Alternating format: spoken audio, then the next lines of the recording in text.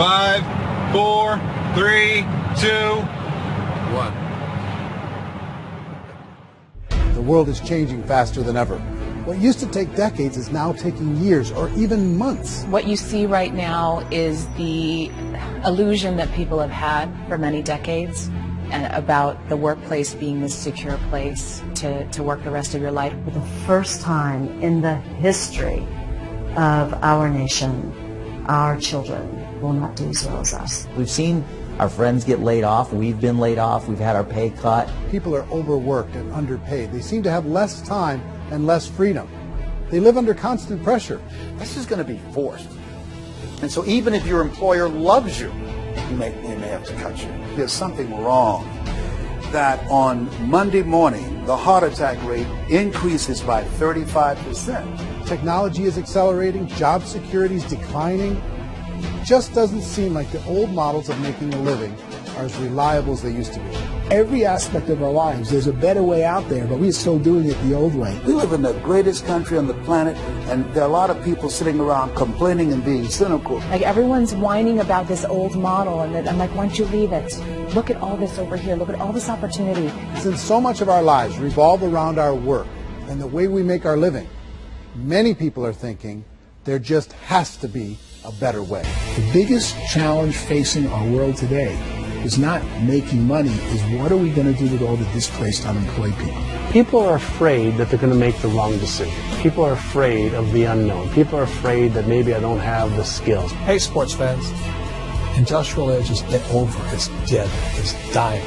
That's why going to school to get a job is an obsolete idea.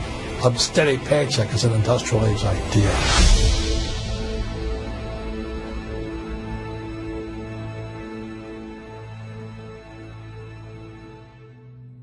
It's the search for answers that has brought us here together today. My name is Eric Worre, and for almost 30 years I've been an entrepreneur, struggling at times, but ultimately succeeding. As a best-selling author, speaker, and business owner, I've spent my entire career helping millions of people around the world to become entrepreneurs. And I believe strongly that there is, in fact, a better way when it comes to how we make a living. The career landscape has changed dramatically, and many are still working in a model that is completely out of date. What worked for previous generations isn't working as well for people today. In this film, we're going to explore 3 important questions. First, what's really going on in our working world today? Second, in this new economy, is it better to become an entrepreneur, or is it safer to work for someone else? And third, if a person decides to become an entrepreneur and start their own business, how can they do it without taking on massive risk? To help in this journey, I've brought together some of the greatest experts and thought leaders in the field of entrepreneurship to share the real facts with you. My intention is to give you new information that will allow you to make choices that are not limited by an old, outdated model. Let's start by understanding what's going on in our working world today.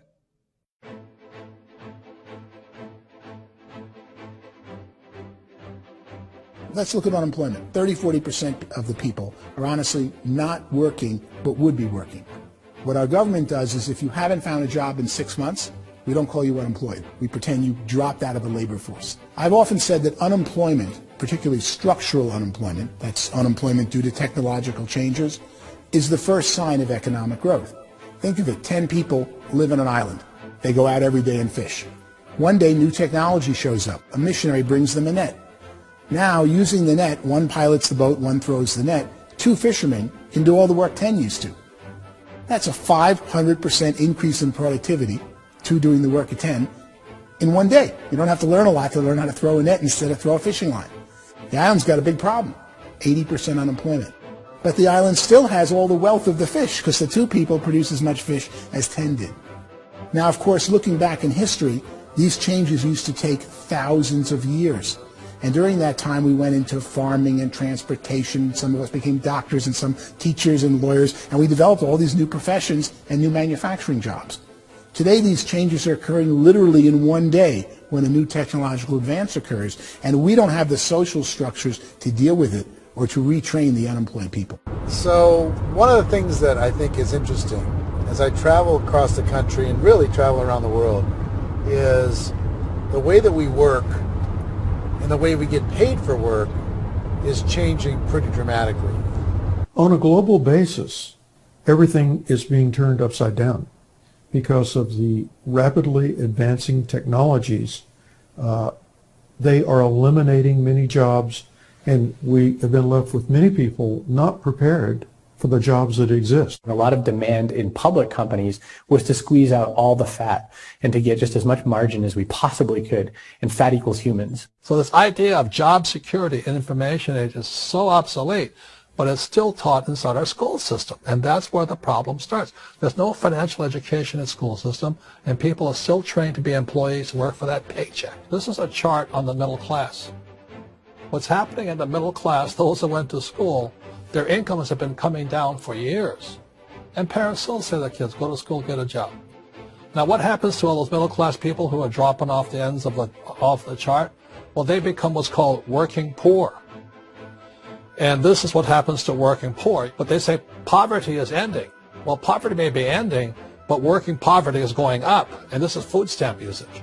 So food stamp usage in America is going through the roof right now, because people cannot earn what they call a living wage. Most people have experienced financial pressures that I think are probably greater than they have been in the past. If you're not working for yourself, then it's going to be a pretty hard road for a lot of people. Today, if you're going to control your future, the 40-40 plan is gone, where you can graduate from college and get a job and work for 40 hours a week for 40 years. That day is gone. So some of these charts actually tell you what's going on. And this is a really interesting one, you know. People are going back to school because if I go back to school, I'll get a nice job. But this is what's happening to, it's called Sallie Mae, which is the student loan guys. Student loan is going through the roof. It's now over $1 trillion. And student loan debt is worse than credit card debt. So when people stopped using credit card, the government got people into student loan debt. And the problem with student loan debt is you can never be forgiven. See, with credit card debt, you can declare bankruptcy and all's forgiven. But student loan debt, you can declare bankruptcy, you still owe it. It's the worst of all debt. But this is the next picture. Look at this chart here. This is what's happening to wages of college graduates. It's going down. So you go to college, you rack up all this debt, but you earn less money. Now, that's not that intelligent. Average person who's been working a lifetime in America today is ending their lifetime at 65 with about $41,000 in assets. They earned just enough to survive. I think in the United States we have something like 17 trillion in debt. That's just the federal government debt. We got another 2 in municipal and in other, let's call it almost 20 trillion government. We've got 40 trillion in private debt. That comes up to close to 60 trillion. When you then add something we never had before, what you were talking about, when we look at the unfunded portion of Social Security and primarily Medicare, Medicaid, that at the most conservative estimates from outside firms, Kleiner Perkins, 67 trillion and growing. That's more than all our other debt. There's less conservative estimates that say it's 84 trillion or higher. I added up conservatively $127 trillion in total debt. Debt is a financial drug. When you take it to excess, it's like taking a drug. Yeah, it makes you feel better, it enhances your performance, but at a huge cost, eventually it kills you. And so that's what happens. We keep doing more and more debt, and you get less and less results, just like a drug, until the debt gets so high that it crushes the whole system. That's where we're at, 8.2 times GDP. You know who I feel sorry for? I feel sorry for the person who dreads going to work, who is sick to their stomach on Monday morning, who hates their alarm clock, who gets a little glimmer of hope on a Wednesday because it's hump day and says, thank God it's Friday. And they live for those 2 days a week where they get to be themselves and they don't have to be around people they don't like, and they don't have to play the political game in the office, and they don't have to live this half life. The person that works 50 weeks a year just to be able to have the 2 weeks for vacation. And you know what happens to most of them nowadays? They don't have a vacation. They have a staycation.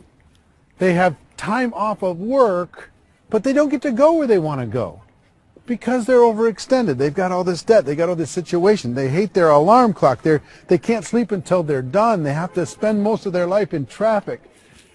I feel sorry for that group of people because there's a better way. They just don't know it. I see this really interesting attempt at rugged individuality in a 6x8 rectangle, and I feel like you're all the same, except for the little push pins of the pictures. There's different pictures. Yours is named Jenny, and his is named Sujara, but it's the same people. And this is how they are, and they're just like the zombies, and there's no joy in there, there's no fun. There's always like the wacky woman who decorates her cubicle, and that's the most she can do there. You got to give her credits, right? The wacky cubicle woman. The basis for their life is worry. I'm worried, maybe I'll get fired. I'm worried maybe my company will go out of business. I'm worried I can't keep spinning the plates on paying the bills. I'm worried about how do I send my kids to college. I'm worried, what if the transmission of my car breaks? That's 2 or 3.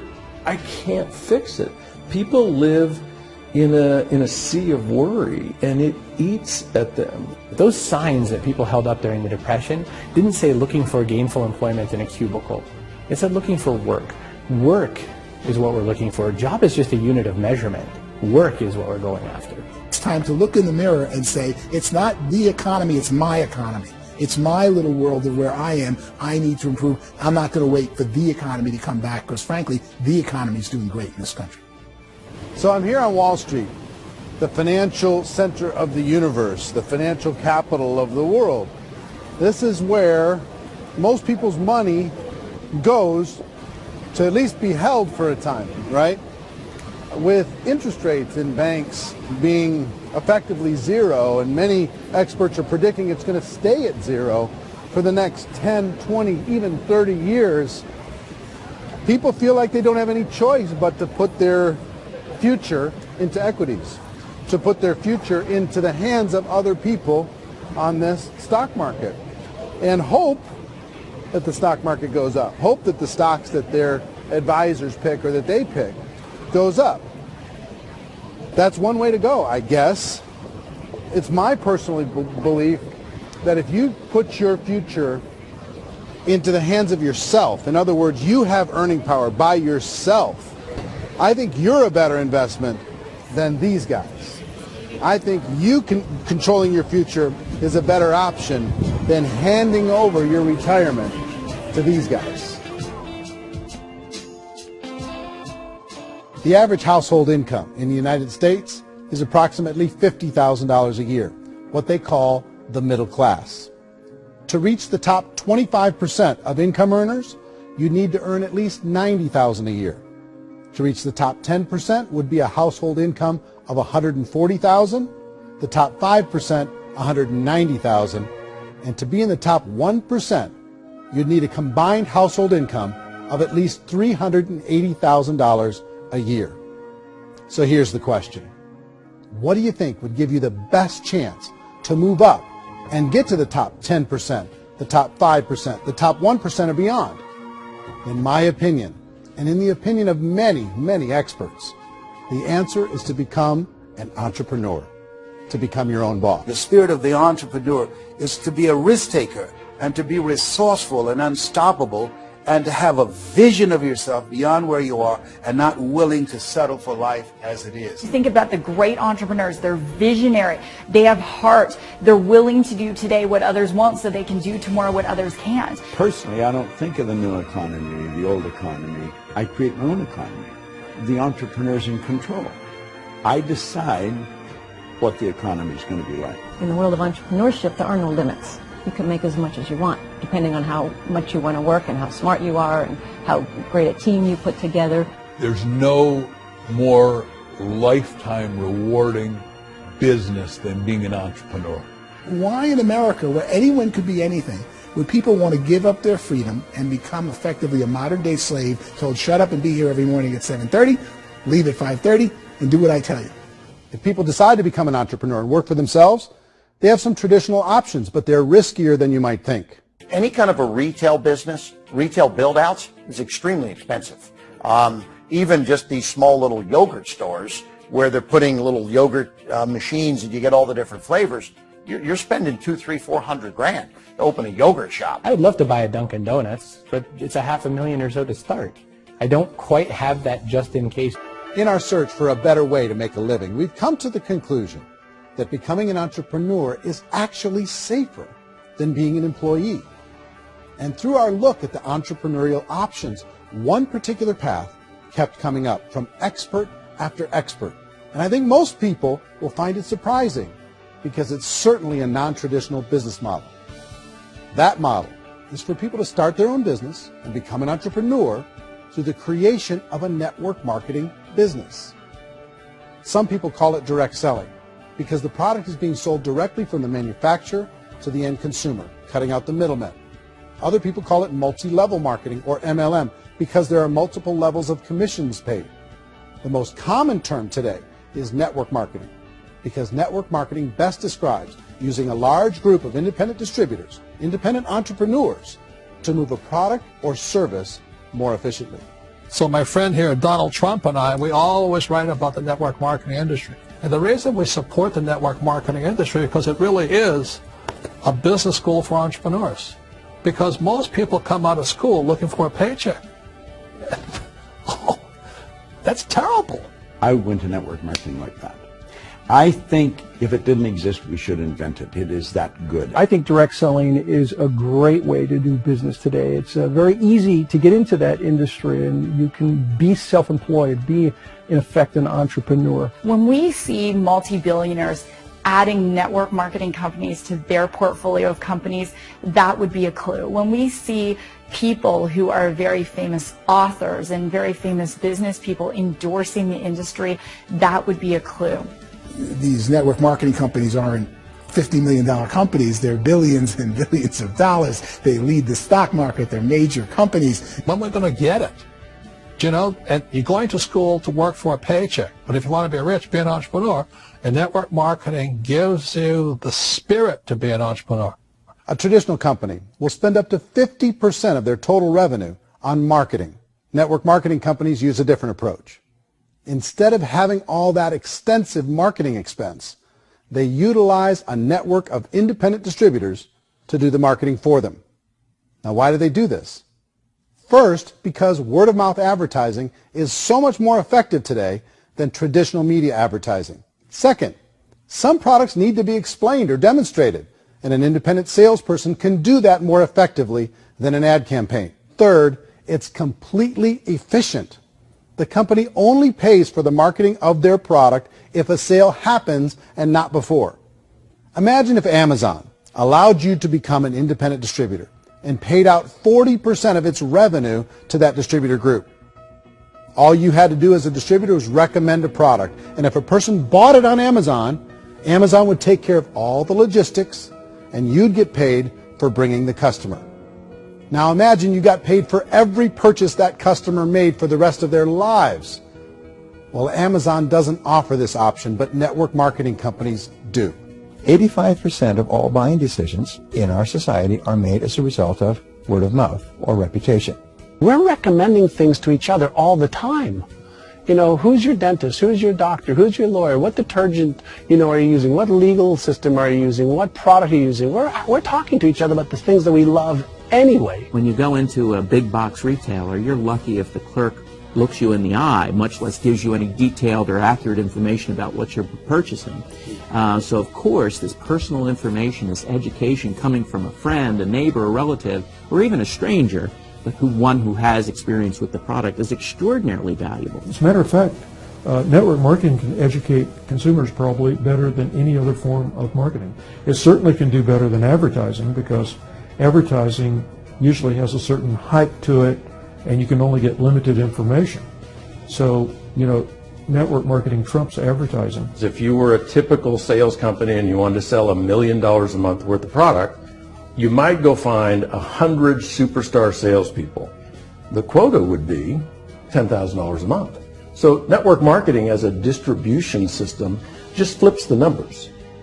So we use 10,000 happy, raving fans of a particular product, and we don't concern ourselves so much with how much product each one of them individually sells. If they sell just $100 or $200 a month, and there's 10,000 of them, you're selling $1 million to $2 million a month worth of product.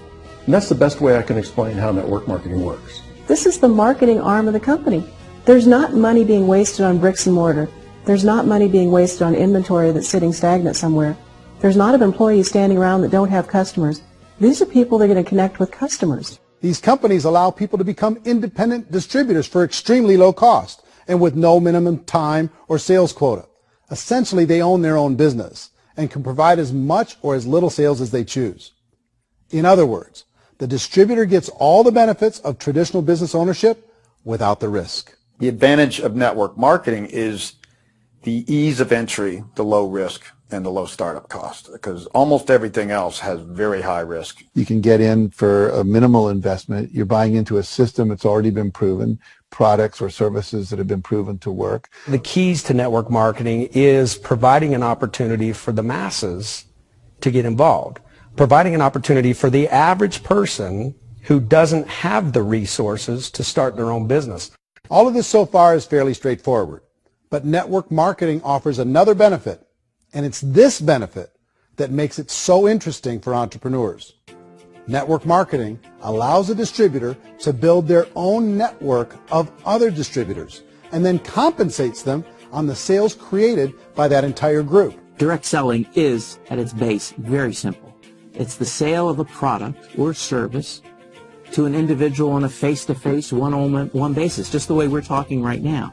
But there's an important element as well, and that's the offering in conjunction with that sale of product, the offering of an opportunity for someone to make something of themselves. No matter what your social status is, no matter what language that you speak, I mean, look how many unbelievable people are becoming successful to speak every kind of language out there. What an awesome gift to give the world. Instead of having to work your way up in a system and prove that you could be a sales manager, they just decided everybody can be a sales manager.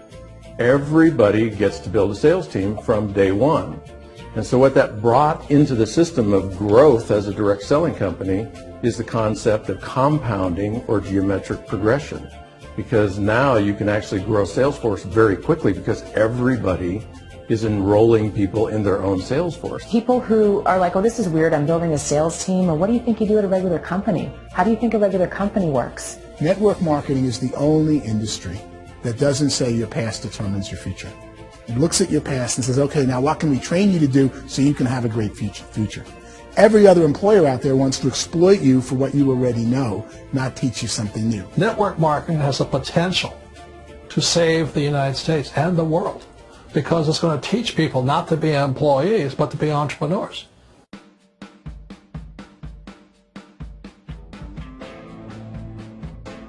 According to the Direct Selling Association, if you add up all the network marketing companies around the world, they combine to do over $178 billion a year in retail sales. To give you an idea of how big that really is, the NFL, the National Football League, does approximately $9 billion a year. The music industry does a little more than $16 billion a year, and the movie industry does about $80 billion a year. Using a conservative average, network marketing companies pay their distributors about 40% of that $178 billion in the form of commissions, which adds up to more than $71 billion a year. That's almost $6 billion a month. It's almost $200 million in commissions every single day. So it's certainly working, and people are making serious money in network marketing. With the growth of the direct selling industry over the last 10, 15, 20 years, we've seen a broader understanding of the channel. We have seen more and more people getting involved in the business, so our penetration in the marketplace has increased, and thus the understanding in the marketplace of who we are has increased. And we've seen non-direct selling companies look at the direct selling model and say, something's going on there. People are making money. Companies are being profitable, individuals are being motivated, product is being delivered to market. Maybe we should explore this. Some people think only the people at the top make money. Well, let's take a look at that as well. In the network marketing profession, there are roughly 500 people in the world who earn over $1 million a year. If you round that number up to $2 million a year, that adds up to about $1 billion a year. That takes the $71 billion paid out each year down to $70 billion.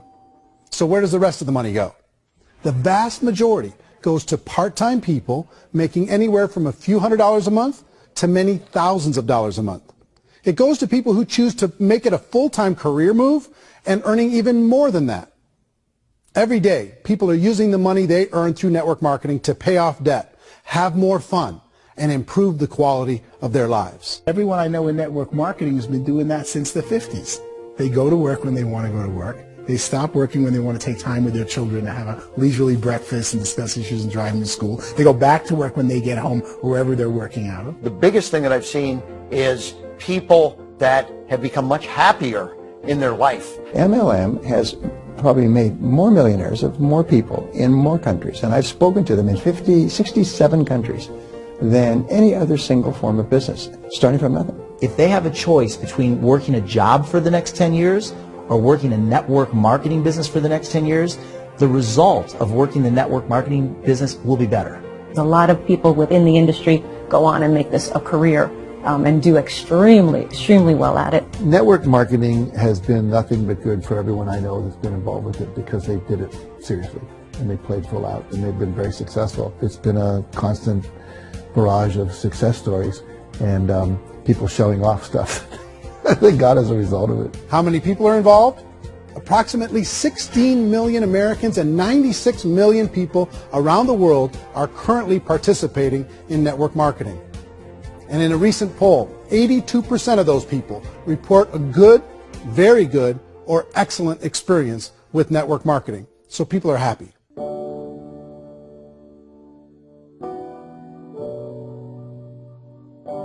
So I've taken a look at the network marketing profession and really tried to understand why so many people are confused as to the validity of this as a business.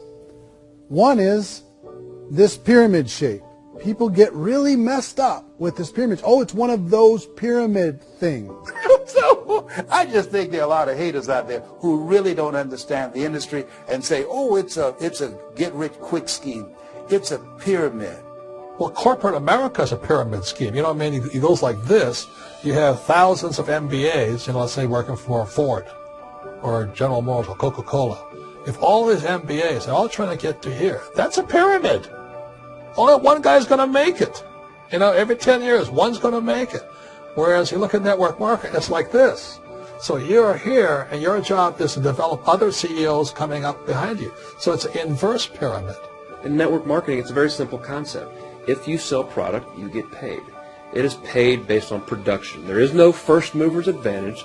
There is no investment component where the more somebody spends, the more they're entitled to make.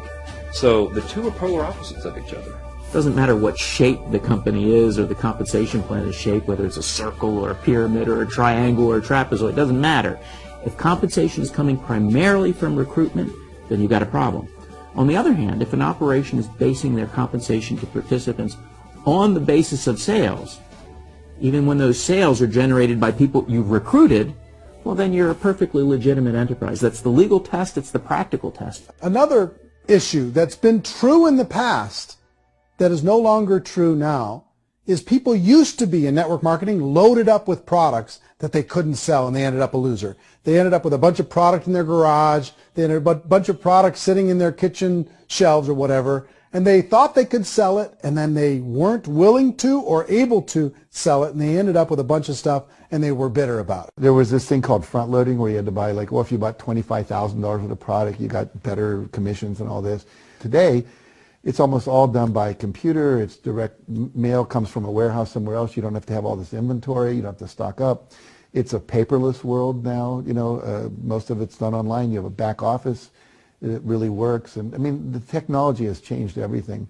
Third issue is people start talking about 99% of people in network marketing don't make any money. Well, we've talked about that over the course of this journey together. Almost $200 million a day is being paid out to network marketing distributors around the world. The naysayers, the people who say that it doesn't work, are usually the ones who just don't know how to make it work for themselves. And so they're giving you an opinion, and I tell people, don't confuse people's opinions with expertise, because opinions are free. And don't confuse sincerity with the truth, because people can be sincerely wrong. But here's the reality inside of network marketing. The vast majority of people that get involved in network marketing just become customers, and they get involved to be able to purchase product at a lower price. If you take Costco as an example, if a person goes into Costco and gets a membership to Costco so they can get a lower price on the product, we don't call that person a loser because they have a bunch of product that they walked out with a smile on their face. Yet when some people want to take a look at network marketing, they say, well, those people, they're just using the product and they aren't earning an income, so they must be a loser. They're not a loser. They're a happy customer. That's the vast majority of people that are involved in network marketing. Now, a smaller percentage of those people decide to go build a business. They earn $300 a month, $500 a month, $1,000, $2,000. That's the bulk of earnings in network marketing. And then there's the few that really decide to take it serious, really decide to build a large network, really work to make that network very, very productive. And those people make huge amounts of money, and there's no cap. What I do as an outside economist, just somebody looking at this industry like any other industry I speak in, and say, look, what's the realities of this? 1% do incredibly well. 10% generate some additional income at pretty low risk and effort. That's fine. And 90% of people roughly end up customers. One thing that I think is real when it comes to people's perceptions about network marketing is people put this, and distributors, I think, involved in network marketing have some responsibility for this. They have sometimes unrealistic claims about the product or about the income. Most people who become distributors, they want the money, they want to be successful, but they don't have the skills. They don't know what to do. And when people don't know what to do and they're in a new business, they're scared.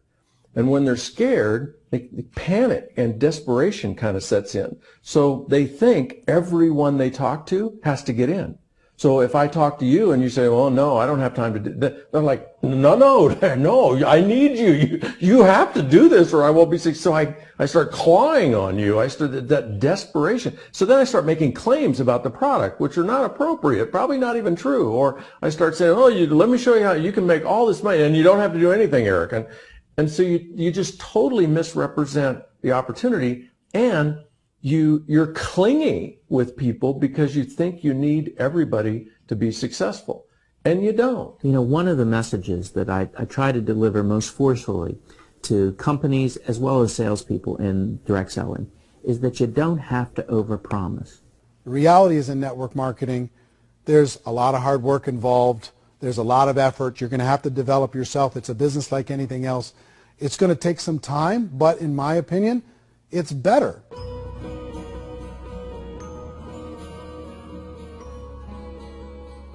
It's light years better for people starting today than it was even 5 years ago. I think it's more widely accepted now, and people understand it is a business. It is being an entrepreneur. It is being a business owner. Our belief system is based upon our evaluation of something, and frequently if we reevaluate a situation, our belief about that situation will change. The industry has changed and it's grown up. It's totally transformed. You've got young people today that have grown up with social media, and they understand networks. They understand how people are connected through technology, and they understand how money flows through those networks.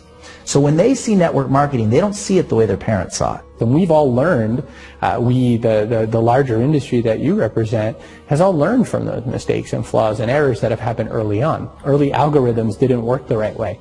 That's all fixed. It's like when they design a computer program, they design the program, then they run it, and then they go back through and they debug it. The MLM industry has been debugged. This is the day of being virtual, being able to run a business from your mobile phone. I mean, it's incredible. Companies are getting smarter. They're implementing more consumer protections. They're implementing more compliance training. They're doing more with respect to product research. If you do get involved and you make purchases of inventory, even on a voluntary basis, if you decide that this business is not for you, you can leave and have that inventory repurchased by the company. There's no other business that offers that kind of protection on a voluntary, self-regulatory basis.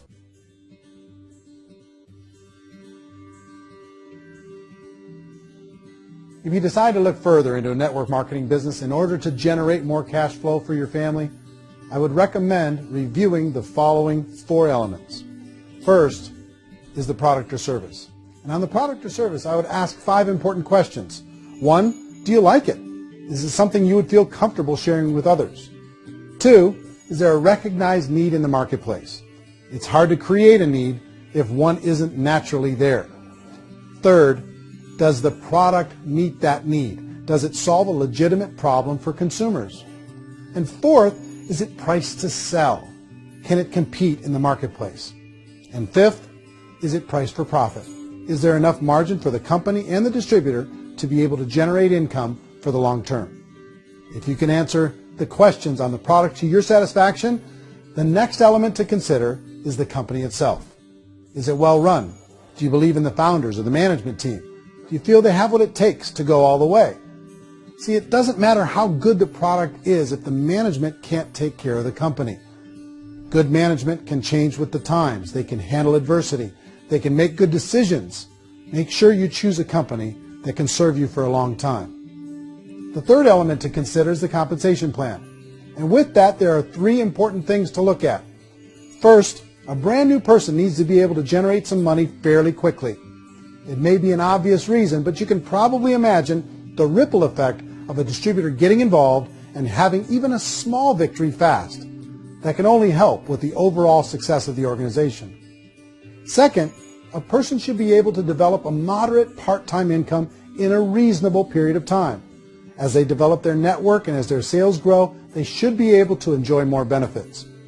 And third, for the people who are really serious, for those who decide to really go pro in the network marketing profession, there should be the possibility to make a serious full-time income if they work hard and are committed to developing their skills. If you're comfortable with the product, the company, and the compensation plan, the last thing you should look at is the support that will be made available to you. Does the company have a website? Does it have a solid online reporting tool? Do they have comprehensive training available? Do they host events to help you build your business? If you decide to do this, what kind of a support system can you plug into? Choosing a network marketing company is a personal decision. But evaluating the 4 elements of product, company, compensation plan, and support is a great place to start. Is the company promising that you're going to get rich quick or that you can make a lot of money without a lot of effort? That's a red flag. Is there a product that you really believe in that you think can be sold?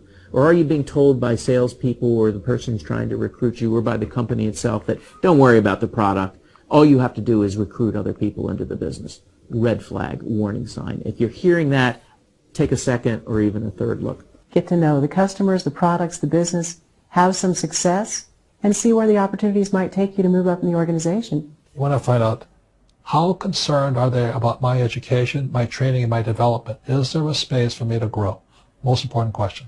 Learn everything that you can about the product. Make sure it's something that you believe in, and learn everything you can about the industry and work that system. You have to be very passionate about whatever that company is doing. I would get involved. You can always test drive anything, you know, the product, the service, the community, and then lean into it a bit. If it feels good, then lean into it a lot. Behind me is the Lincoln Memorial. And this is a place where Martin Luther King Jr. had his famous "I Have a Dream" speech. And at that speech, he talked about his dream for equality for everyone around the world, and that's a noble dream. But I think more people need to remember what it was like when they were kids and the dream was still alive in them, before it got beaten out of them by reality, by this paycheck, by these responsibilities, and by having to live for this job to pay the bills. I think people need to remember that, go back to that. Once they know that there's a better way, I think their future is going to be much brighter. They can live a better life.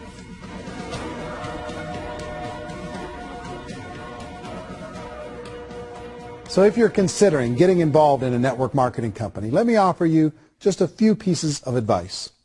First, network marketing isn't perfect. It's emotional. It's challenging. Like any entrepreneurial venture, It can have its up days and its down days. But if you have an entrepreneurial bone in your body, it's just better. Second, if you're going to do it, decide to be professional. Decide to go pro. It's better to do that than just be this amateur sticking your toe in the water. Third, as any professional, you're going to have to learn some new skills. And I promise you, inside of the network marketing profession, they're not too difficult to learn. Fourth, like anything worthwhile, it's going to take some time. Don't expect that you're going to get to the finish line right out of the gate. And fifth, it's worth it. It's worth it to be able to take charge of your life again. It's worth it to be able to control your own financial situation. It's worth it for the people you're going to be able to spend time with. It's worth it for the things you're going to be able to see and the experiences you're going to be able to experience. It's worth it for the causes you're going to be able to contribute to, the lives you're going to be able to touch, the customers you're going to be able to help, the friendships you're going to be able to develop. I promise you, it's worth it. Remember, most people are searching for answers just like you are. But I do have to tell you the catch to network marketing. If there is a catch, if you want to understand this from an emotional point of view, people say, well, it sounds too good to be true. It's not. It's hard work. But here's the catch. Most people still don't understand it. So you're going to have to endure the loss of social esteem from ignorant people. The uneducated will think less of you.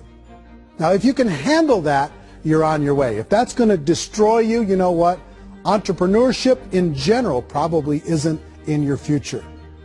If you can face that catch, you can become unstoppable. I want everyone to really contemplate this if they're not in network marketing.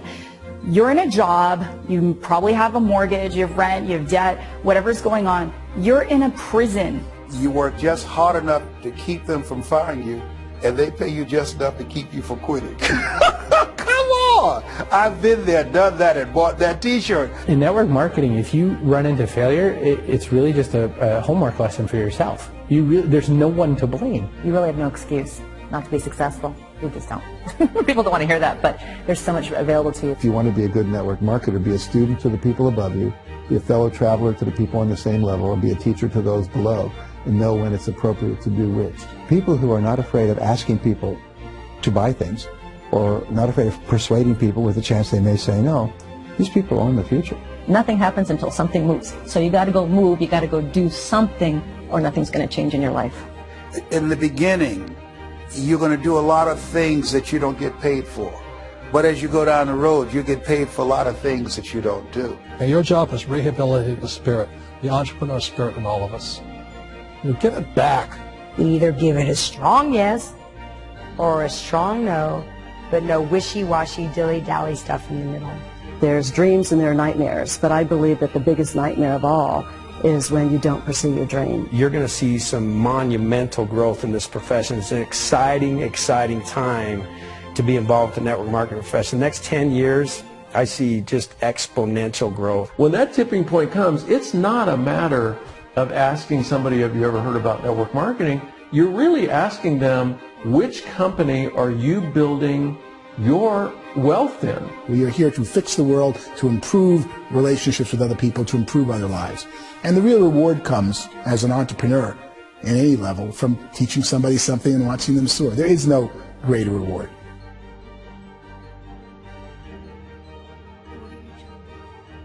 Life's too short to spend it living someone else's dream instead of your own. It's too short to spend it living at a fraction of your potential. Can being an entrepreneur be a challenge at times? Sure. But here's what you get in exchange. It can be yours. Something that you built, something that you created, something that you made happen. This balloon represents your dream. It represents entrepreneurship. My wish for all of you is that you would reach out and grab it. The choice is up to you.